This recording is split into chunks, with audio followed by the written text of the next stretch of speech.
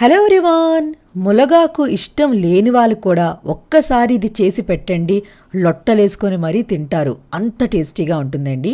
చేయడం కూడా చాలా ఈజీ. సో ముందుగా ఒక ప్యాన్ తీసుకొని అందులోని ఒక 1 టేబుల్ స్పూన్ ఆయిల్ వేసుకోవాలి.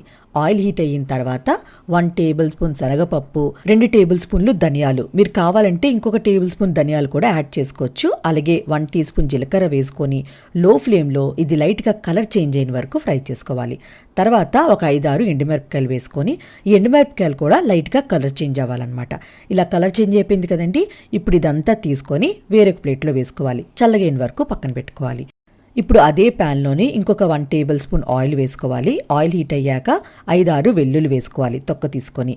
ఒక 1/2 నిమిషం ఫ్రై చేసిన తర్వాత ఒక పెద్ద సైజు ఉల్లిపాయని ఇలా ముక్కలుగా కట్ చేసుకొని ఫ్రై చేసుకోవాలన్నమాట. మరీ గోల్డెన్ కలర్ వచ్చిన వరకు ఫ్రై చేసుకోకూడదండి, పింకిష్ కలర్ వచ్చిన వరకు ఫ్రై చేసుకోవాలి. చూడండి ఇలా అనమాట. ఇప్పుడు 2 మీడియం సైజ్ టమాటోని పెద్ద పెద్ద ముక్కలుగా కట్ చేసుకొని వేసుకోవాలి. ఈ టమాటోస్ కొంచెం మెత్తబడిన వరకు ఫ్రై చేసుకోవాలి. ఇలా కొంచెం మెత్తబడిన తర్వాత చిన్న నిమ్మకాయ సైజ్ అంతా చింతపండు తీసుకోవాలి. చింతపండు వేశాక 1 నిమిషం పాటు ఫ్రై చేసుకోవాలి. చూడండి టమాటోస్ మెత్తబడిపోయి కదా. ఇప్పుడు ఇదంతా తీసుకొని వేరొక ప్లేట్లో వేసేసుకోవాలి. ఈ టమాటోస్ ఇవన్నీ చల్లబడిన వరకు పక్కన పెట్టేసుకోవాలి.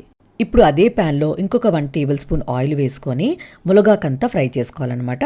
ములగాకు నేను శుభ్రంగా కడిగి తీసుకున్నానండి. ఒక 2 నుంచి 3 కప్పుల వరకు తీసుకోవచ్చు. ములగాకు బాగా ఫ్రై చేసుకోవాలన్నమాట, లో టు మీడియం ఫ్లేమ్లోనండి. ఒక 5-6 నిమిషాలు ఫ్రై చేసుకుంటే సరిపోతుందండి. ఆకు మీకు కొంచెం క్రిస్పీగా అయినట్టు అనిపిస్తుంది అనమాట. అంతే.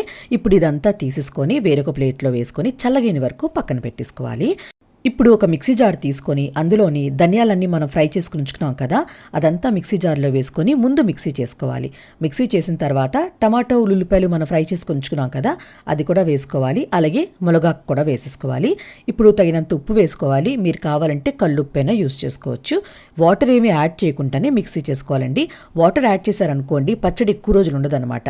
మీరు ఇలా చేసుకుంటే ఈ పచ్చడి ఎక్కువ రోజులు నిల్వ ఉంటుంది. ఫ్రిడ్జ్లో పెట్టుకోవచ్చు మీరు హ్యాపీగాని. సో ఇప్పుడు మళ్ళీ ప్యాన్ తీసుకొని అందులో కొంచెం ఆయిల్ ఎక్కువ వేసుకోవాలండి. ఒక 3 టేబుల్ స్పూన్ల వరకు వేసుకోవాలి. ఆయిల్ హీట్ అయిన తర్వాత 1 టీ స్పూన్ జీలకర్ర, 1 టీ స్పూన్ ఆవాలు, ఒక 5-6 వెల్లుల్లి క్రష్ చేసుకొని వేసుకోవాలి. ఇది ఇలా లైట్గా ఫ్రై చేశాక కొంచెం పసుపు వేసుకోవాలండి, 1/2 టీ స్పూన్ అంతా. అలాగే కరివేపాకు వేసిన తర్వాత మనం పేస్ట్ చేసుకుని ఉంచుకున్నాం కదా ములగాకు పేస్ట్, అదంతా వేసుకొని ఒక 2-3 నిమిషాల పాటు ఫ్రై చేసుకోవాలి. ఇలా ఆయిల్లో బాగా కలిసిన వరకు ఫ్రై చేసుకోవాలన్నమాట. ఇలా కలిసిన తర్వాత మూత పెట్టుకొని ఒక 2 నిమిషాల పాటు మగ్గించుకోవాలి. అంతేనండి. 2 నిమిషాల తర్వాత మూత పెంచేశాను. రెడీ అయిపోయిందండి ములగాకు పచ్చడి. చాలా రుచిగా ఉంటుందండి ఇది. మీరు హ్యాపీగా ఒక 1 వీక్ వరకు స్టోర్ కూడా చేసుకోవచ్చు అనమాట. వేడి వేడి అన్నంలో ఇది కలుపుకొని తింటే భలే ఉంటుందండి. హెల్త్కి కూడా చాలా మంచిది. సో ట్రై చేస్తారు కదా. ట్రై చేసాక నచ్చిందో లేదో కమెంట్ బాక్స్లో కమెంట్ చేయండి. అలానే లైక్ చేయండి, షేర్ చేయండి. ప్లీజ్ కృతికా వంటల ఛానల్కి సబ్స్క్రైబ్ చేయడం మాత్రం మర్చిపోకండి. మనం నెక్స్ట్ వీడియోలో మీట్ అవుదాం ఇంకొక మంచి వీడియోతో.